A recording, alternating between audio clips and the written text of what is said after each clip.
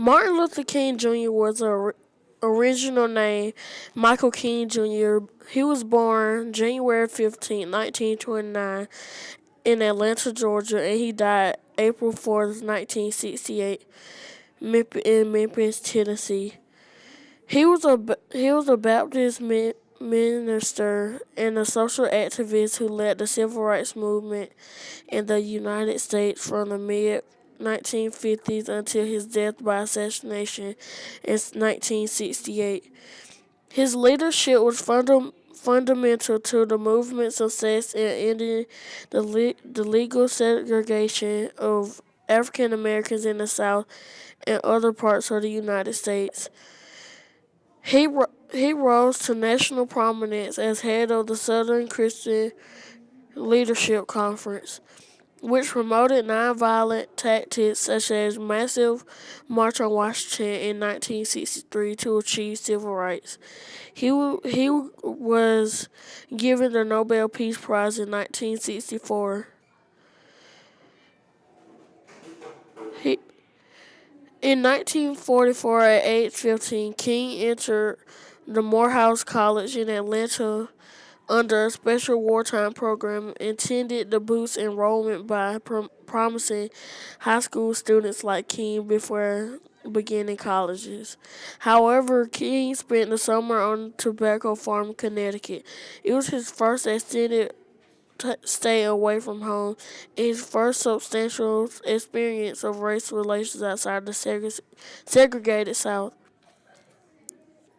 He was shocked by how peacefully the races mixed in the North. He noted in a letter to his parents, "I never thought that a person of my race could eat anywhere." This summer experience in the North only deepened King's growing hatred of segregation. At Morehouse, King favored studies in medicine and law, but these were eclipsed in his solo year by a decision to enter the ministry. As his father wanted, King's mentor at Morehouse College was the college president, Benjamin Mays, a social gospel activist whose rich oratory and progressive ideas had left an imprint on King's father. Committed to fighting racial inequality, Mays accused the African American community of complexity in the face of oppression, and he prodded the black church into social action by criticizing its emphasis on the hereafter instead of the here and now. It was a call to service that was not lost on the teenage King. He graduated from Morehouse in 1948. While in Boston, King met Coretta Scott, a native Alabamian who was studying at the New England Conservatory of Music. They were married in 1953 and had 4 children. Hold up. How long is it? They were married in 1953 and had 4 children.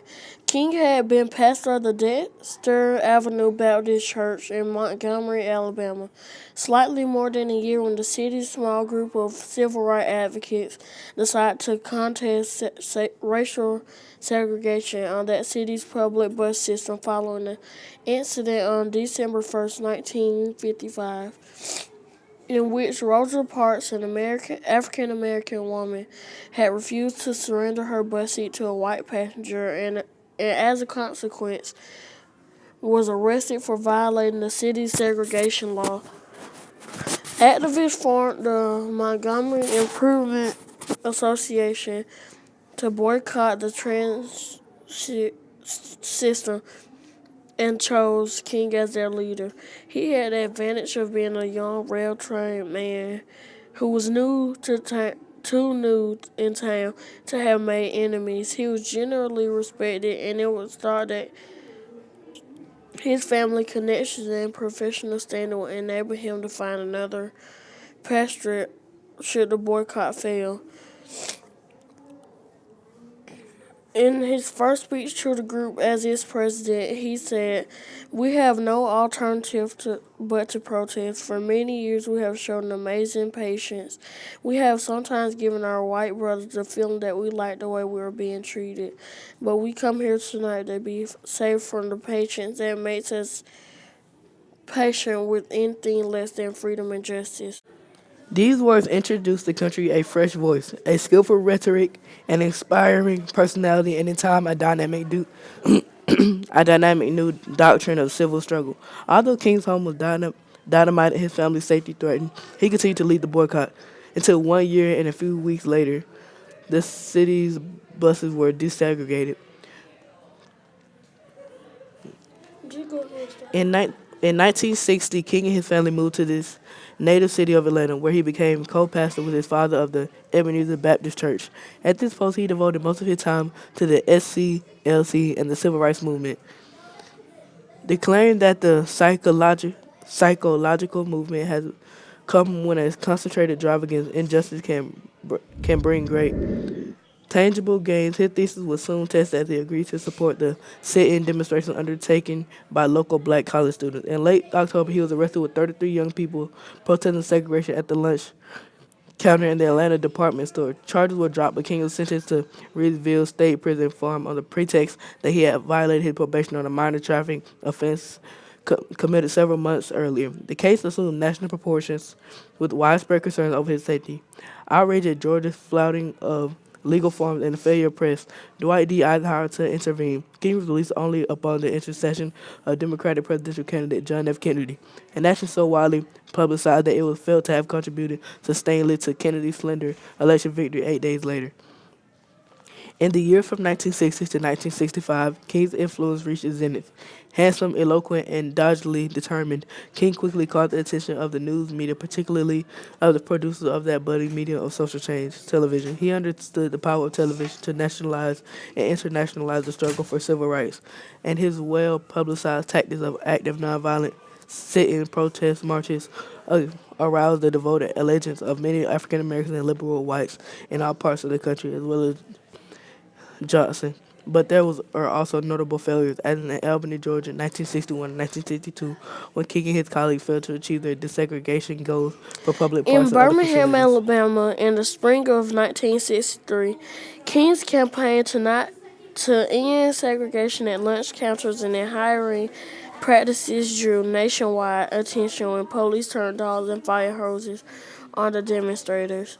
King was jailed along with large numbers of his supporters, including hundreds of school children. His supporters did not, however, include all the black clergy of Birmingham, and he was strongly opposed by some of the white clergy who had issued a statement urging African Americans not to support the demonstrations.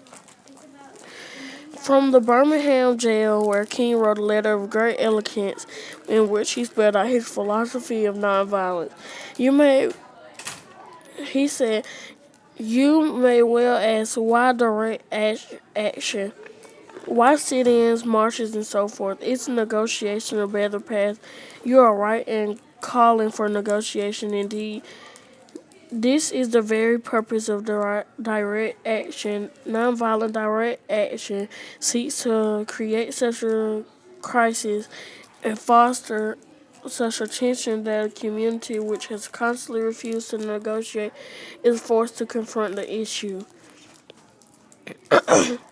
Near the end of the Birmingham campaign, in an effort to draw together the multiple forces for peaceful change and to dramatize the country into the world importance of solving the U.S. racial problem, King joined other civil rights leaders in organizing a historic march on Washington on August 28, 1963. An interracial assembly of more than 200,000 people gathered peacefully in the shadow of the Lincoln Memorial to demand equal justice for all citizens under the law. Here the crowds were uplifted by the emotional strain and prophet quality of King's famous "I Have a Dream" speech, in which he emphasized his faith that all men someday will be brothers.